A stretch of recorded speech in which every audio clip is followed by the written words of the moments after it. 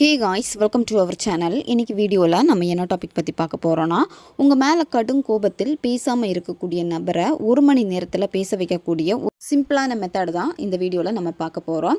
நீங்கள் பேசியுமே அந்த நபர் பேச மாட்டேங்கிறாங்க, ரொம்ப கோவமாக இருக்காங்க, பிளாக் பண்ணி வச்சுருக்காங்க, உங்ககிட்ட பேசினாலே அவங்களுக்கு இரிட்டேட் ஆகுதுன்னு சொல்கிறாங்க, இல்லை ரொம்ப அவாய்ட் பண்ணிக்கிட்டே இருக்காங்க அப்படின்னா, இனி நீங்கள் அவங்கள கெஞ்சி போக வேண்டாம். இதை மட்டும் செய்யுங்க. அவங்களும் ஆட்டோமேட்டிக்காக உங்களுக்கு கால் பண்ணுவாங்க. அப்படி இல்லைன்னா நேரில் உங்ககிட்ட பேசுவாங்க. நம்ம சேனலுக்கு நீங்கள் இதான் ஃபஸ்ட் டைம் வரீங்கன்னா மறக்காமல் சப்ஸ்கிரைப் பண்ணிக்கோங்க. பக்கத்தில் இருக்கக்கூடிய பெல் பட்டனையும் கிளிக் பண்ணிக்கோங்க. அப்போ தான் நான் போடக்கூடிய வீடியோஸ் எல்லாமே உடனுக்குடன் உங்களுக்கு நோட்டிஃபிகேஷனில் வந்துக்கிட்டே இருக்கும். உங்களுக்கு எங்கிட்ட பர்சனலாக ஃபோன் கன்சல்டேஷன் எடுத்துக்கணும் அல்லது உங்களுக்கு விருப்பமான ஒர்க் ஷாப்பில் ஜாயின் பண்ணுறதுக்கு நீங்கள் இன்ட்ரெஸ்டடாக இருக்கீங்கன்னா நீங்கள் என்னை இன்ஸ்டா அல்லது மெயிலில் காண்டாக்ட் பண்ணுங்கள். உங்களுக்கு பர்சனல் டேரோ கார்ட் ரீடிங் தேவைப்பட்டனாலும் இன்ஸ்டா அல்லது மெயிலில் காண்டாக்ட் பண்ணுங்கள்.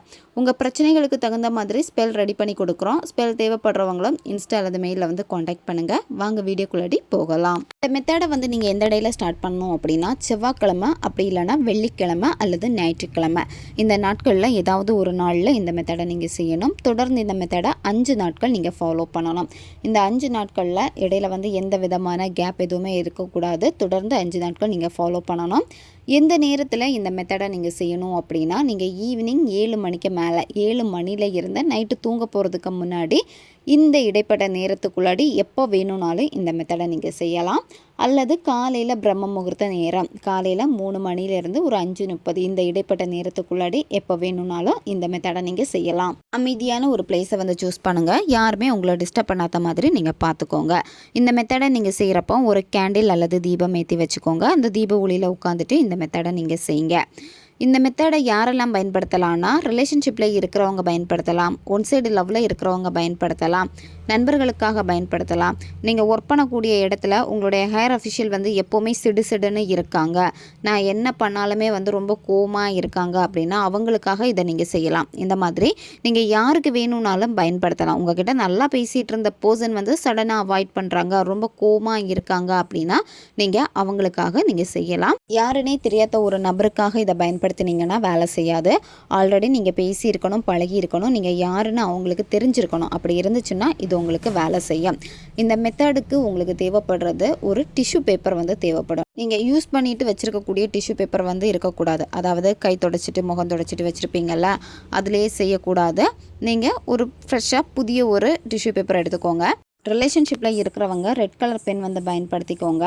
நீங்கள் நண்பர்களுக்காக செய்கிறீங்க அப்படின்னா ப்ளூ கலர் பென் பயன்படுத்திக்கோங்க. வேறு பர்சனுக்காக செய்கிறீங்க அப்படின்னா ப்ளூ கலர் பென் நீங்கள் பயன்படுத்திக்கோங்க. ஒன் சைடு லவ்வில் இருக்கிறவங்க ரெட் கலர் பென் பயன்படுத்தலாம். கணவன் மனைவிக்கு இடையில் பிரச்சனை இருக்குது, நீங்கள் செய்கிறீங்க அப்படின்னா நீங்கள் ரெட் கலர் பென் பயன்படுத்திக்கோங்க. இந்த மெத்தடை நீங்கள் செய்கிறப்போ உங்களுக்கு அந்த நபர் மேலே கோபம் இருக்கக்கூடாது, வெறுப்புணர்வு எதுவுமே இருக்கக்கூடாது. உங்களுக்கு அவங்க மேலே இருக்கக்கூடிய அந்த அன்பு மட்டும்தான் வெளிப்படணும். சரியா? அந்த ஒரு உணர்வு நிலையோடு தான் இதை நீங்கள் செய்யணும். அந்த டிஷ்யூ பேப்பரில் உங்கள் பர்சனுடைய பேரை நீங்கள் எழுதிக்கோங்க. நீங்கள் அவங்கள என்ன நேமில் அதிகமாக கூப்பிடுவீங்களோ அந்த பேட் நேம் கூட எழுதிக்கோங்க. எழுதுகிறப்பவே அவங்க உங்ககிட்ட ரொம்ப நல்லா பேசுகிறாங்க, உங்களுக்கு சப்போர்ட் பண்ணுறாங்க, யார்கிட்டையுமே உங்களை விட்டு கொடுக்க மாட்டேங்கிறாங்க. அந்த பர்சன் கிட்டே இருந்து எப்படிப்பட்ட லவ் நீங்கள் எதிர்பார்த்தீங்களோ அதே லவ்வோட இப்போவும் அந்த நபர் உங்கள் கூட இருக்காங்க அப்படின்னு ஹாப்பியாக நினச்சிக்கோங்க. ஹாப்பியாக நினச்சிட்டே அந்த பேரை நீங்கள் எழுதிக்கோங்க. எழுதுனதுக்கப்புறமா நீங்கள் என்ன பண்ணணும் அப்படின்னா, இதில் கொஞ்சமாக நீங்கள் தேன் தடவணும். அதாவது இப்போ அவங்களுடைய பேர் எழுதியிருப்பீங்களா, அந்த பேப்பருக்கு மேலே தேன் தடவிக்கோங்க. ரொம்ப வெறுப்பாக இருக்காங்க, எப்போவுமே சிடுன்னு தான் பேசுகிறாங்க, நீங்கள் பாசமாக பேச போனாலுமே அவங்க எரிஞ்செறிஞ்சு விழுறாங்க அப்படின்னா இது எல்லாமே மாறும். இந்த தேனுக்கு பார்த்திங்கன்னா அந்த நபர்கிட்ட இருக்கக்கூடிய அந்த நெகட்டிவான எண்ணத்தை மாற்றும். உங்கள் மேலே இருக்கல அந்த கோபம் வெறுப்பு அதை மாற்றும். உங்கள் மேலே ரொம்ப அன்பாக இருப்பாங்க, ரொம்ப நல்லா பேசுவாங்க, பாசமாக பேசுவாங்க. சரியா? அதுக்காக தான் இந்த தேனை தடவிக்கோங்க. தடவிட்டு இந்த பேப்பரை 2 அல்லது 3 மடிச்சுக்கோங்க. மடிச்சுட்டு என்ன பண்ணணும் அப்படின்னா, நீங்கள் எரிச்சிடணும். இந்த பேப்பரை எரிச்சிட்டு இந்த சாம்பலை என்ன பண்ணணும்னா காற்றில் ஊதி விட்டுருங்க. உங்கள் மேலே இருக்க அத்தனை கோபமும் எரிஞ்சு போயிடுச்சு அப்படி நீங்கள் நினைக்கணும். ரொம்ப பாசமாக இருக்காங்க அப்படின்னு உங்களுக்கு என்ன வேணுமோ அந்த விஷயம் நடந்துடுச்சு அப்படின்னு ஹாப்பியாக நினச்சிட்டு இந்த பிரபஞ்சத்திற்கு மனசார நீங்கள் நன்றி தெரிவிங்க. மனசார நன்றியை தெரிவிச்சுட்டு இந்த பேப்பரை எரித்து சாம்பலை காற்றில் ஊதி விட்டுறணும். அதுக்கப்புறமா எக்காரணத்தை கொண்டும் இதை பற்றி நீங்கள் ஆராயக்கூடாது. எப்போ நடக்கும், எப்போ பேசுவாங்க, இந்த மாதிரி ஒரு மேனிஃபெஸ்டேஷன் பண்ணதையே நீங்கள் மறந்துடுங்க. சரியா? இந்த மேனிஃபெஸ்டேஷன் பண்ணுற டைமில் மட்டும் அந்த பர்சனை பர்சனை பற்றி நினச்சிக்கோங்க. மற்ற சமயத்தில் வந்து உங்களுக்கு என்ன வேலை இருக்கோ அதில் மட்டும் ஃபோக்கஸ் பண்ணுங்கள். நீங்கள் 24 மணி நேரமும் வந்து அந்த பர்சனை பற்றி நினச்சிக்கிட்டே இருந்தீங்க அப்படின்னா ஓவர் திங்கிங்னால இன்னுமே வந்து அந்த பர்சன் மேலே வந்து உங்களுக்கான நெகட்டிவ் எண்ணங்கள் வந்து அதிகமாக ஆரம்பிக்கும். சரியா? ஏன் இப்படி பண்ணுறாங்க, ஏன் பேசலை அப்படின்னு சொல்லிட்டு நீங்களே உங்களுக்குள்ளாடி கேள்வி எழுப்பிக்கிட்டே இருப்பீங்க. இந்த மாதிரியெல்லாம் செய்யக்கூடாது. இந்த மாதிரியெல்லாம் நீங்கள் செஞ்சீங்க அப்படின்னா உங்களுக்கு மேனிஃபெஸ்டேஷன் வந்து வேலை செய்யாது. இப்போ அவங்கள பேச வைக்கிறதுக்காக தான் இதை நீங்கள் செய்கிறீங்க. இதை செஞ்சுட்டு திருப்பியும் வந்து நீங்கள் நெகட்டிவாக இருந்தீங்க அப்படின்னா அந்த நெகட்டிவ்க்கு தான் வந்து பார்த்திங்கன்னா உங்கள் வைப்ரேஷனை அதிகமாக நீங்கள் செலவு பண்ணுறீங்க.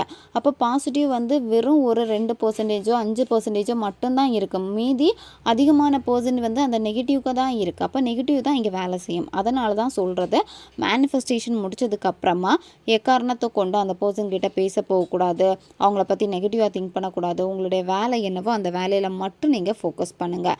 ஆட்டோமேட்டிக்காக அவங்களே வந்து பேசுவாங்க. இந்த மெத்தடை தொடர்ந்து நீங்கள் 5 நாட்கள் ஃபாலோ பண்ணணும். எக்காரணத்தை கொண்டும் அந்த நபர்கிட்ட இந்த மாதிரி ஒரு மேனிஃபெஸ்டேஷன் நீங்கள் பண்ணியிருக்கீங்கன்னு சொல்லக்கூடாது.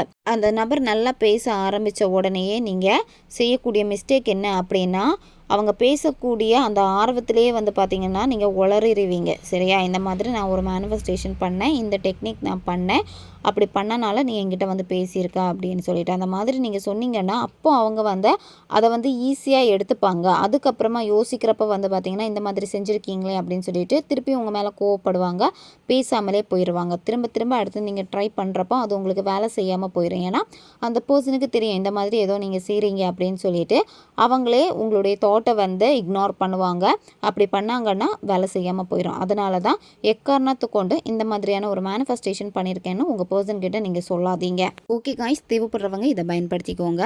நம்ம சேனல் உங்களுக்கு பிடிச்சிருக்குன்னா மறக்காமல் சப்ஸ்கிரைப் பண்ணிக்கோங்க. வீடியோவை தேவைப்படுற உங்கள் ஃப்ரெண்ட்ஸுக்கும் மறக்காமல் ஷேர் பண்ணுங்கள். அவங்களுக்கும் இது உபயோகமாக இருக்கும். இன்னும் நிறைய வீடியோஸ், புது புது டெக்னிக்ஸ் எல்லாமே நம்ம சேனலில் வந்து அப்லோட் ஆகிட்டே இருக்கும். பக்கத்தில் இருக்கக்கூடிய பெல் பட்டனையும் மறக்காமல் ப்ரெஸ் பண்ணி வச்சுக்கோங்க.